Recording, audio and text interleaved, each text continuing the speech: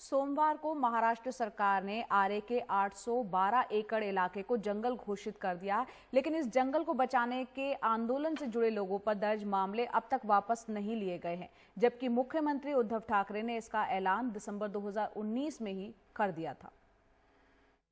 आरे के लिए जो मैंने फैसला लिया है, 2 दिन पहले तो मैंने वहां कार शेड बनाने के लिए रोक लगा दी थी और लगा दी है, लेकिन उस वक्त जितने सारे लोग जो पेड़ काटे जा रहे थे वो नहीं काटनी चाहिए इसलिए आए थे और उनके ऊपर कुछ केसेस डाले गए, तो वो सारे केसेस वापस लेने के लिए मैंने आदेश दे दिए हैं, तो अभी उनके ऊपर कोई भी केस नहीं रही। मुख्यमंत्री उद्धव ठाकरे की ओर से दिसंबर 2019 में दिए गए इस बयान के बाद ये माना जा रहा था कि आर्य बचाओ आंदोलन से जुड़े लोगों पर पिछली सरकार की ओर से दर्ज किए गए मामलों को वापस लिया जाएगा, लेकिन ऐसा हुआ नहीं।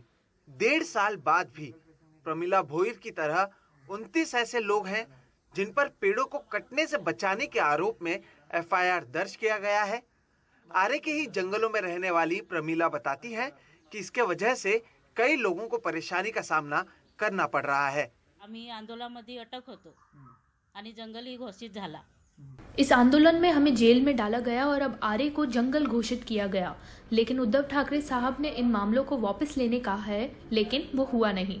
मैं काम पर नहीं जाती, लेकिन कई कॉलेज में जाने वाले लोग हैं जिन्हें परेशानी हो रही है, इसे वापस लेना चाहिए। जंगल वाचवणं म्हणजे खूप मोठी गोष्ट आहे ती। महाराष्ट्र के पर्यावरण मंत्री आदित्य ठाकरे ने 7 जून को ट्वीट कर जहां बताया कि आरे के 812 एकड़ इलाके को औपचारिक तौर पर जंगल घोषित कर दिया गया है, तो वहीं इस आंदोलन से जुड़े और पेड़ों को बचाने वाले आकाश पाटनकर पर दर्ज मामला अब तक वापस नहीं लिया गया है।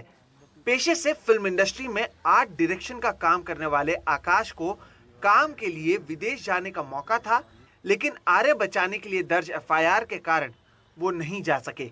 अभी 2 साल होने को आए हैं, फिर भी कुछ हुआ नहीं है, तो ये सोच के हमें थोड़ी चिंता लग रही है कि क्या मतलब हमने इतना बड़ा क्या किया था कि जो चीफ मिनिस्टर जी ने भी कहने के बावजूद भी वो चीज़ हो नहीं रही है। असर तो पड़ा है डेफिनेटली, क्योंकि हम लोग जब भी काम करते हैं तो कई बार हमको अपॉर्चुनिटीज़ मिलते हैं कि आउट ऑफ इंडिया भी काम करने की।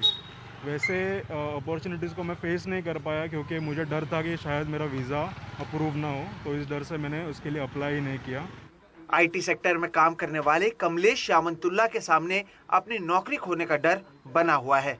इनके दफ्तर में रोजाना काम करने वाले कर्मचारियों के बैकग्राउंड चेक किए जाते हैं। इनके ऊपर एक ही एफआईआर दर्ज है पेड़ बचाने के मामलों में। अगर उसे वापस नहीं लिया गया तो बैकग्राउंड चेक में इन्हें परेशानी हो सकती है। आज भी दिल में एक दगदग रहती है कि कल कभी भी हमारे ऑफिस लेवल पे कोई वेरिफिकेशन होगा, पुलिस वेरिफिकेशन, तो definitely as a BG verification में मेरा पुलिस बैकग्राउंड अगर है, मेरे अगेंस्ट में क्रिमिनल केस है, तो डेफिनेटली मेरा बैकग्राउंड वेरिफिकेशन रेडी होगा क्योंकि मेरे पास एक केस है मेरे अंडर। सरकार की ओर से इन लोगों के खिलाफ मामले वापस लेने के लिए एक कमेटी बनाई गई और मामले वापस लेने का फैसला भी किया गया, लेकिन ना ही पुलिस को इसकी जानकारी दी गई और ना ही आगे कुछ कदम उठाया गया, जिसके वजह से जंगल बचाने वाले ये लोग अब भी परेशान हैं। आरे के इस 812 एकड़ इलाके को अब जंगल घोषित कर दिया गया है। शिवसेना ने इस मुद्दे पर चुनाव भी लड़ा, वो अब सत्ता में भी है और अब इसे जंगल घोषित भी कर दिया गया है, लेकिन जिन लोगों ने इसकी असली लड़ाई लड़ी वो अब भी परेशान हैं, उनके खिलाफ मामले दर्ज हैं और वादा करने के बावजूद इन मामलों को अब तक वापस नहीं लिया गया है। मुंबई से कैमरा पर्सन प्रवीण जिरोहित के साथ सोहित मिश्रा, एनडीटीवी इंडिया।